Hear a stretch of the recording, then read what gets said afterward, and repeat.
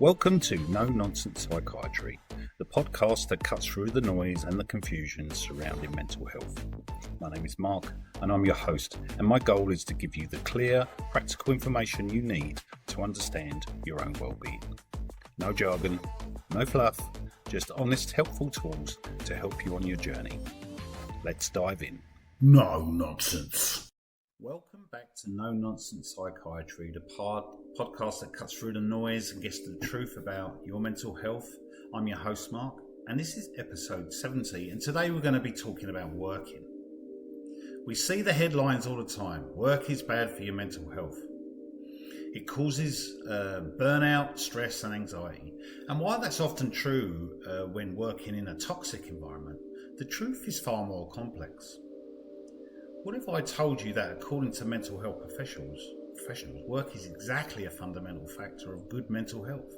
So in this episode, we're going to cut through the conventional wisdom, and we'll explore the often overlooked psychological and social benefits of work. The purpose, the structure, the confidence and the connection that protect you or protect us all from depression and isolation. But we're not just stopping there. Wait, there's more. We'll dive into the crucial concept of good work and why the conditions of your job matter more than the job itself. And finally, we'll get practical. If you're one of many who generally believe they can't focus, they can't work, we'll break down a common physical, emotional, environmental reasons why that feeling is there and give you 3 actionable, no-nonsense solutions for each. So let's dive into the powerful connection between your career and your mental well-being. Work is widely recognised by health professionals as a fundamental factor for good mental health, particularly when the work environment is supportive and the job is considered good work. So here are some key psychological and social benefits the workplace provides.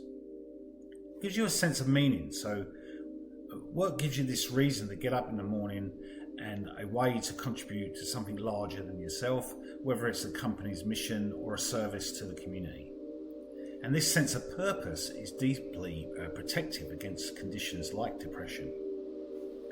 So for many people, their job is a core part of their identity, and successfully performing a job reinforces a positive self-image and boosts those feelings of compatibility and self-worth. And it creates some structure and some stability. Having consistent work schedule and routine provides stability and predictability in life. And the structure can be especially comforting and beneficial for managing anxiety and negative periods of personal stress. And there's a motivation. A routine helps you to manage your time more effectively and provides an external motivation to be productive rather than just relying solely on the internal drive.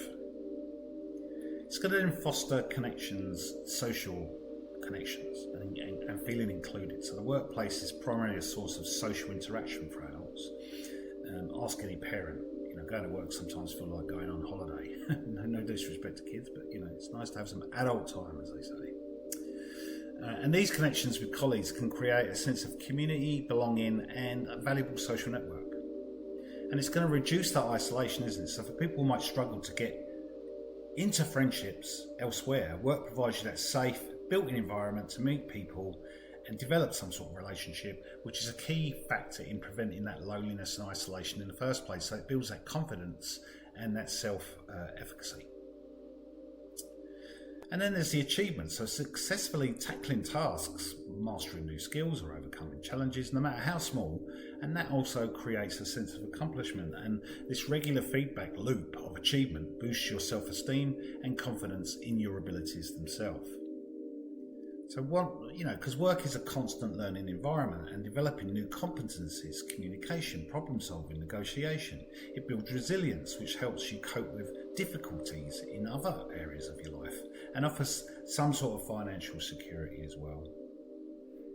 So while some people might find work stressful, it can actually reduce stress, and having a reliable income provides you with financial independence and security.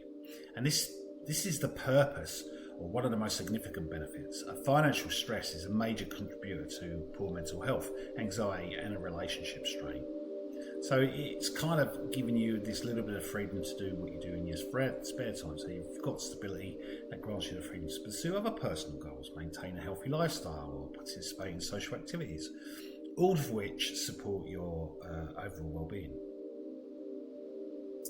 The key, the differentiator, good work.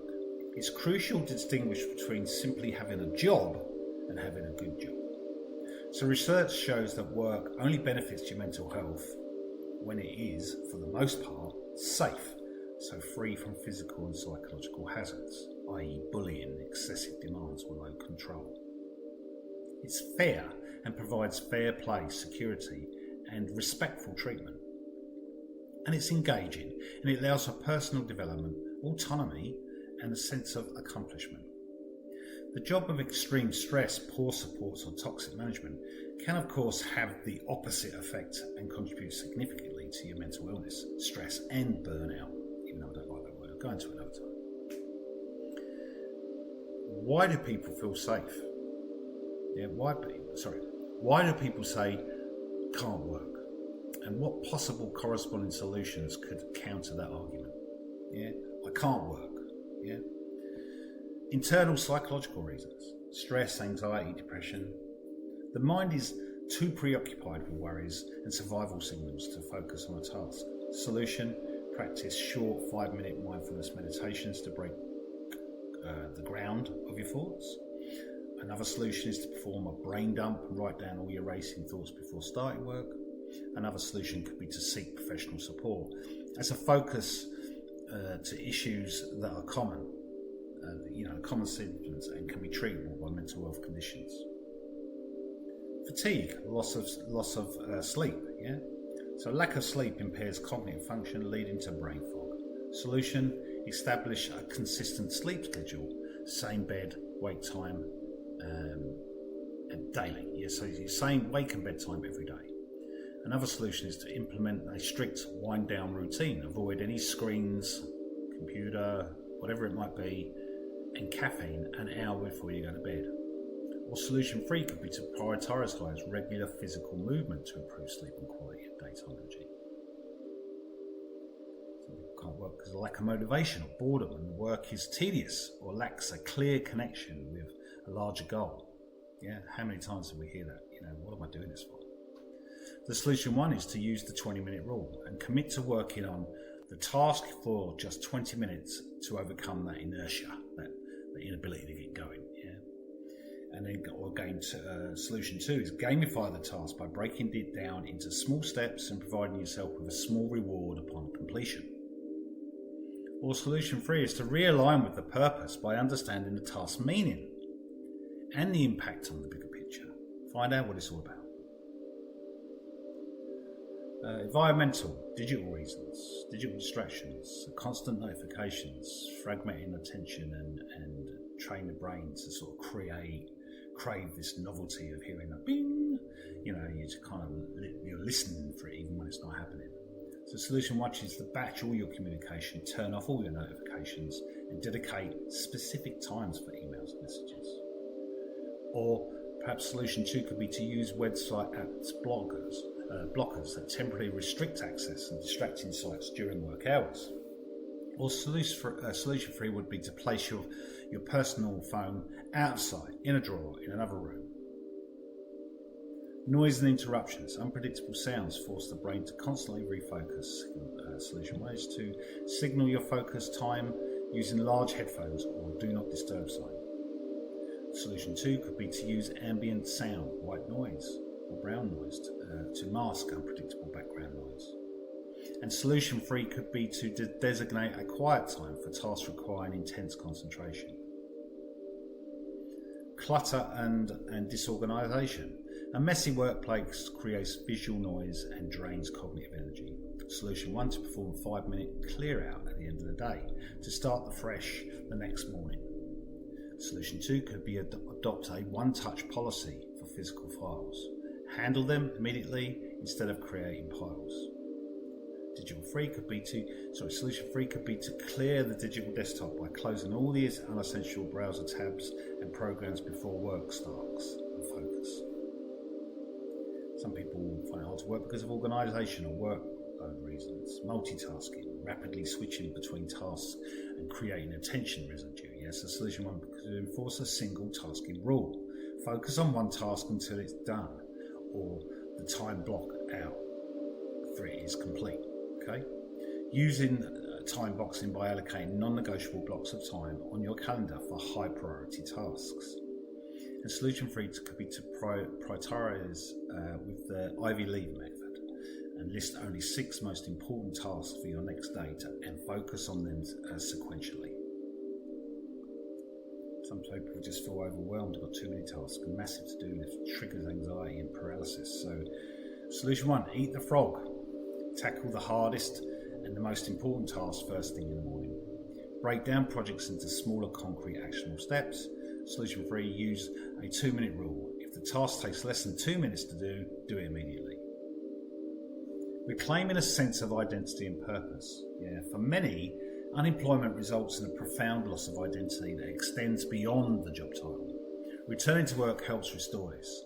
What they say, people often report feeling useless or that their life lacks any meaning during their break away from work.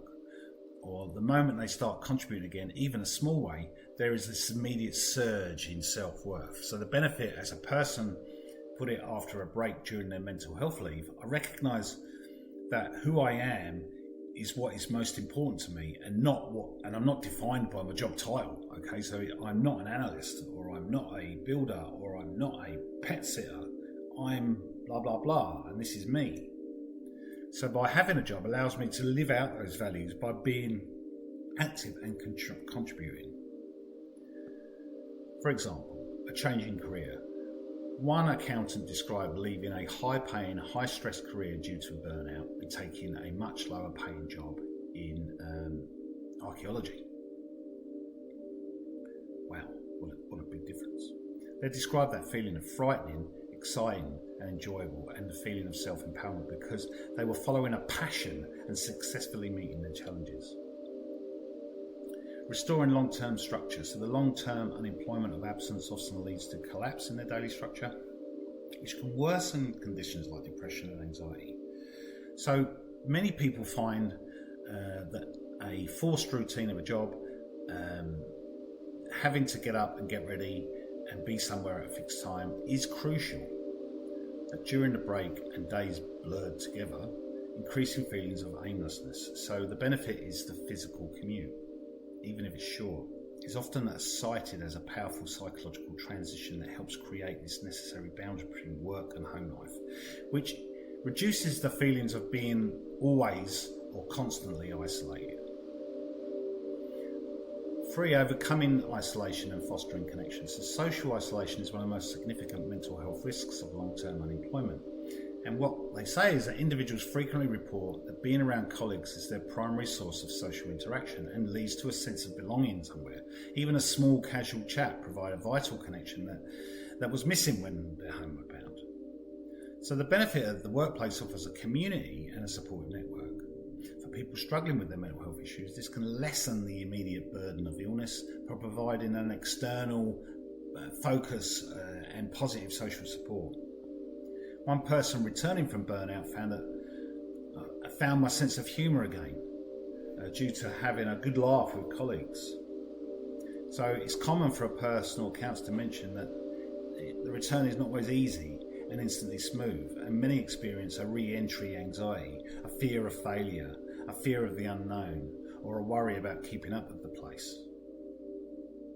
What they say about overcoming it is to return phase employers who allow phased return, reduced hours, adjustment duties are critical for their success. And they, you start talking about self-compassion, returning to work frequently. Stress needs to be, you need to practice compassion and kindness to yourself, and to remember that the challenges and bumps do not necessarily mean that you're failing, it just means that you're adjusting. And having some honesty, really. Being honest with your manager about your feelings and triggers that help foster a supportive, trauma-informed approach in the workplace.